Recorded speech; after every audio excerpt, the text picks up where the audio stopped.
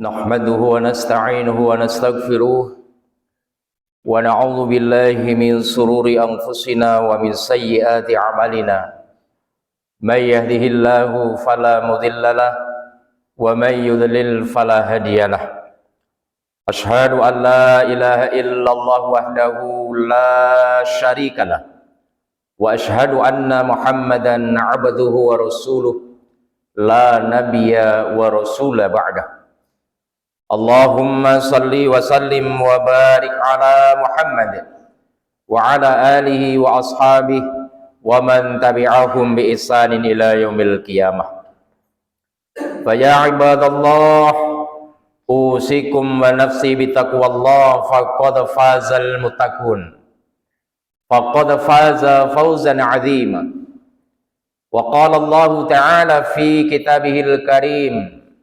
Bismillahirrahmanirrahim. Ya ayyuhalladzina amanu taqullaha haqqa tuqatih wa la tamutunna illa wa antum muslimun. Wa qala aidan fi ayatil ukhra Bismillahirrahmanirrahim. Wa ma asaba min musibatin illa biidznillah wa may yu'min billah yahdi qalbah. Al-ayah amma ba'd. Jamaah Jumat rahimakumullah. Akhir-akhir ini bangsa ini sedang menghadapi berbagai macam persoalan. Termasuk salah satunya adalah musibah yang datang silih berganti. Patut kita bertanya, kenapa ujian ini tidak juga kunjung reda? Malah semakin menjadi-jadi. Seorang muslim yang beriman, yang diturunkan di tengah-tengah umat ini Al-Quran, harus bisa digunakan untuk menganalisa mengapa Allah subhanahu wa ta'ala mengingatkan kita dengan berbagai macam bencana dan musibah. Kaum muslimin rahimakumullah, dalam istilah agama ada istilah musibah, ada istilah fitnah atau ujian, dan ada istilah azab atau siksaan. Ketiga istilah ini kadang-kadang rancu kita memahaminya. Apakah musibah ataukah siksaan atau mungkin ujian yang sedang kita rasakan? Sebab itu penting seorang muslim memahami pengertian atau makna masing-masing istilah. Apa itu musibah? Apa pula itu fitnah atau ujian, dan apa pula itu azab atau la'natullah. Ketika kita membuka kamus Arab misalnya, musibah bermakna sesuatu yang Allah timpakan kepada hamba-hambanya, terutama manusia, tanpa pilih kasih, tanpa pandang bulu. Apakah dia seorang yang beriman atau tidak beriman, semuanya Allah uji. Semuanya Allah timpakan musibah. Untuk apa? Agar Allah subhanahu wa ta'ala mengetahui apa yang keluar dari lisannya. Orang beriman seperti kita harus siap menerima musibah dan tidak akan pernah bisa mengelak yang namanya musibah. Begitu pula orang-orang yang tidak beriman, mereka juga mendapatkan musibah dan tidak bisa lari dari musibah. Allah maklumkan, wa ma asaba min musibatin illa biidznillah. Quran surah At-Taghabun ayat yang ke-11. Dan apapun yang menimpa manusia atau makhluk Allah, semuanya atas izin Allah. Untuk apa? Sekali lagi agar Allah mengerti, paham apa yang keluar dari lisan hamba-hambanya. Bagi orang-orang yang kafir, ketika diberikan musibah, dia akan berkeluh kesah, bahkan ujungnya dia berputus asa, bahkan tidak jarang yang kemudian melakukan perbuatan-perbuatan zalim seperti bunuh diri.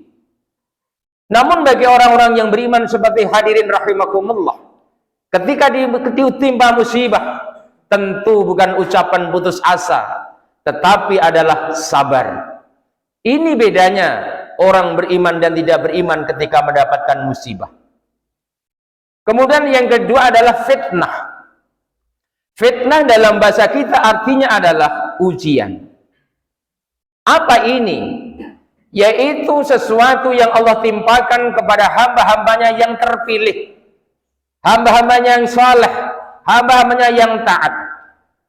Lantas kita bertanya, untuk apa lagi Allah menguji orang-orang yang taat, orang-orang yang beriman? Saudaraku yang dirahmati Allah, kadang-kadang orang tambah beriman tetapi imannya kosong.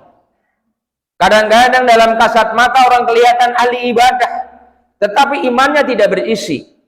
Sebab itu Allah perlu menguji kesungguhan imannya dengan memberikan ujian kepadanya. Maka perhatikanlah para nabi-nabi Allah, para rasul, orang-orang soleh, pasti mereka akan diuji. Nabi Adam alaihissalam diuji dengan larangan mendekati pohon yang di surga. Nabi Nuh alaihissalam diuji dengan kaumnya, bahkan dengan anaknya. Nabi Lut alaihissalam diuji dengan kaumnya. Nabi Ibrahim alaihissalam bahkan 4 ujian berat yang menimpa beliau. Dari perintah mendirikan Ka'bah, membersihkan Ka'bah dari kesyirikan, kemudian menghadapi Raja Namrud yang zalim, dan klimaknya adalah perintah menyembelih putranya Ismail alaihissalam. Termasuk baginda Rasulullah sallallahu alaihi wasallam pun tidak luput dari ujian. Allah bertanya, afa hasiban nasu ayyasraku ayaqulu amanna wa hum la yuftanun wa laqad fatanna alladhina min qablihim fala ya'lamanna Allahu alladhina shadaku wa la ya'lamanna al-kadhibin. Quran surat Al-Ankabut ayat 2 dan ayat 3. Artinya, apakah kalian hai manusia hamba-hambaku yang saleh akan aku biarkan mengatakan beriman begitu saja? Akan aku biarkan kalian mengatakan beriman begitu saja, sementara aku belum uji kalian? Sungguh orang-orang sebelum kalian telah aku uji, sehingga tampak mana mereka yang shadiq, mana mereka yang benar imannya, dan mana mereka yang kadzib. Karena itulah ketika kita melihat ada orang saleh mendapatkan berbagai macam bencana, itu adalah ujian untuk membuktikan keimanannya. Kemudian yang ketiga adalah azab atau laknatullah. Apa itu? Yaitu sesuatu yang Allah timpakan baik kepada seseorang atau kelompok manusia atau kaum dikarenakan kemurkaan Allah akibat perbuatan manusia. Mari kita uji bangsa ini. Apakah bencana-bencana ini termasuk musibah atau ujian atau bahkan barangkali laknat atau azab? Tentu ada ukuran-ukurannya. Allah Subhanahu wa taala menurunkan azab ketika manusia telah melakukan beberapa perbuatan. Pertama, ketika manusia telah mendustakan ayat-ayat Allah, yakni Al-Quran, menghinakan Al-Quran, ragu tentang Al-Quran, bahkan curiga terhadap Al-Quran. Allah ingatkan, Bismillahirrahmanirrahim, walau anna 'alal qura amanu wattaqau lafatahna 'alaihim barakati minas sama'i wal ardh walakin kadzdzabu fakhadnahum bima kanu yaksibun. Quran surat Al-A'raf ayat yang ke-96. Sekiranya penduduk suatu negeri beriman dan bertakwa kepada Allah, sungguh kami bukakan pintu keberkahan dari langit dan dari bumi. Pintu keberkahan dari langit, Allah turunkan hujan sesuai dengan kadar kebutuhan manusia, tidak kurang dan tidak berlebih. Hikmah dari keberkahan bumi, Allah tumbuhkan tanam-tanaman yang bisa dinikmati hasilnya. Ini janji Allah. Walakin kadzdzabu, akan tetapi penduduk negeri itu mendustakan ayat-ayatku. Ketika ada orang mengamalkan Al-Quran, dibilang teroris, dibilang radikal, dibilang tidak toleransi. Demi Allah, ini yang menyebabkan Allah murka terhadap negeri ini. Orang yang mencoba hidup di Al-Quran dicurigai dengan segala stigma. Bagaimana Allah tidak murka? walakin kadzabu fa akhadnahum bima kanu yaksibun, maka kami seksa bangsa itu, negeri itu, karena ulah perbuatan mereka. Saudaraku yang dirahmati Allah, siapapun Anda, sepanjang diri kita muslim, jangan pernah curiga terhadap Al-Quran, jangan pernah memusuhi Al-Quran. Itulah petunjuk hidup kita yang bisa mengantarkan selamat dunia ilal akhirah. Bahkan di ayat yang lain Allah ancam, Quran surat Thaha, wa man a'radu an dzikri fa inna lahu ma'isyatan dhanka wa nasuruhu yaumil qiyamati a'ma qala rabbi lima hasyartani a'ma wa qad kuntu basyira. Dan barang siapa yang berpaling dari ayat-ayatku dari Al-Quran, sungguh kami akan timpakan kepada mereka kehidupan yang sempit, hidup yang susah, dan kelak di akhirat dia akan aku kumpulkan dalam keadaan buta mata. Ini ancaman bagi orang-orang yang mendustakan Al-Quran. Bahkan ketika di akhirat orang-orang ini mengadu kepada Allah, qala rabbi lima hasyartani a'ma, ya Tuhan, ya Rabb, kenapa hari ini kau butakan mata kami, sementara waktu di dunia kami orang-orang yang bisa melihat jelas. Allah menjawab, kadzalika atatka ayatuna fanasitaha wa qadzal qiyamatunsa. Demikianlah hari ini aku lupakan kalian sebagaimana dulu kalian melupakan ayat-ayat kami. Ini faktor pertama. Yang kedua, hadirin rahimakumullah, apa yang menyebabkan Allah murka sehingga menimbulkan azab? Apabila di negeri itu banyak penguasa, banyak orang-orang kaya yang telah berbuat fasik. Orang kaya tidak lagi membela orang miskin, para penguasa tidak lagi membela orang-orang lemah, rakyat tidak lagi dikedepankan. Bagaimana Allah menjatuhkan azab? Buka Quran surat Al-Isra, surat ke-17 ayat yang ke-16. Bismillahirrahmanirrahim. Wa idza aradna an nahlukal qura, dan sekiranya Allah mengendaki menghancurkan suatu negeri, kami perintahkan kepada para orang-orang kaya, para penguasa untuk berbuat baik. Fadamarna tadmira, tapi mereka justru berbuat sebaliknya, berbuat fasik. Maka sungguh berlakulah bagi kami ancaman yang kami timpakan. Pas betul dengan apa yang terjadi di negeri ini. Karena itulah kita patut berintrospeksi diri. Anda sebagai penguasa, Anda yang diamanati kekuasaan dan kekayaan, jadikanlah sebagai cara menurunkan rahmat Allah, bukan memancing kemurkaan Allah. Yang ketiga, saudaraku yang dirahmati Allah, apa yang menyebabkan Allah murka kepada bangsa ini? Karena tangan-tangan sebagian anak bangsa ini telah berbuat rakus, telah berbuat zalim. Tanaman-tanaman, pohon-pohon sebagai penguat gunung telah ditebang, laut-laut telah dibendung. Maka Allah ingatkan, zaharal fasadu fil barri wal bahri bima kasabat aydin nas liyudhiqahum ba'dalladzi 'amilu la'allahum yarji'un. Quran surat Rum ayat 41. Sungguh telah tampak kerusakan di darat dan di laut disebabkan tangan-tangan manusia, dan aku timpakan musibah. Mudah-mudahan kalian kembali sadar akan perbuatan keburukanmu itu. Quran surat Ar-Rum. Saudaraku yang dirahmati Allah, kemudian yang tidak kalah penting juga, yang menyebabkan Allah murka terhadap satu negeri, ketika penduduk negeri itu tidak lagi mensyukuri nikmat Allah. Mereka telah kufur akan nikmat Allah. Anugerah yang mestinya digunakan untuk mensejahterakan orang-orang rakyat, tapi sesungguhnya justru yang menikmati orang-orang entah berantah di mana mereka tinggal. Inilah berlaku janji Allah. Wa dharaballahu mathalan qaryatan kanat aminatan mutmainnah ya'tiha rizquha ragadan min kulli makan fakaffarat bi an'umillah fa'adzaqaha Allah libasal ju'al khauf bima kanu yasna'un. Quran surat An-Nahl 112.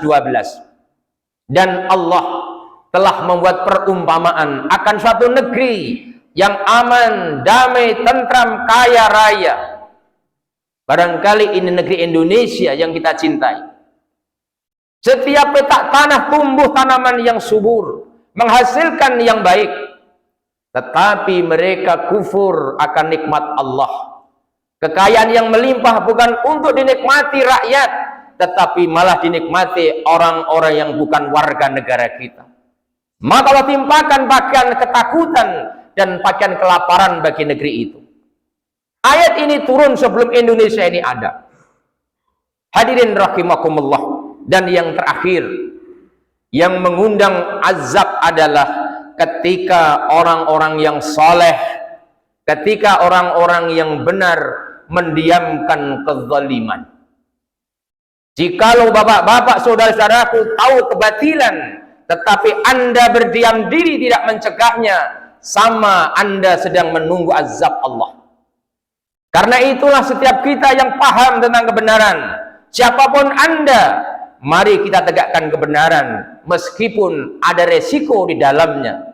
Sebab tak satu pun orang hadir di muka bumi ini ketika menegakkan al-haq kecuali dia berhadapan dengan lawan-lawan yang kadang-kadang membuat kita menjadi celaka. Ini sebuah pilihan.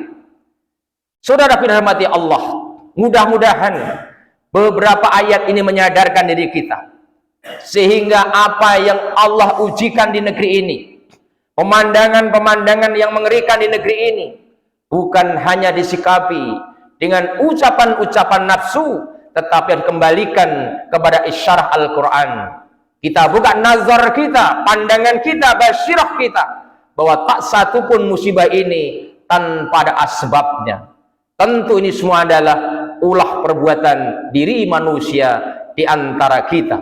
Semoga Allah SWT dengan segala ayat-ayat kauniyahnya mampu menyadarkan saudara-saudara kita yang sedang keluar dari jalan petunjuknya. Dan mudah-mudahan kita ini termasuk orang-orang yang membela nilai-nilai kebenaran. Amin. Amin ya rabbal alamin. Barakallahu li wa lakum wa nafa'ani wa iyyakum. Aqulu qouli hadza wastaghfiru innahu wal ghafurur rahim. Allahumma shalli ala sayyidina Muhammad wa ala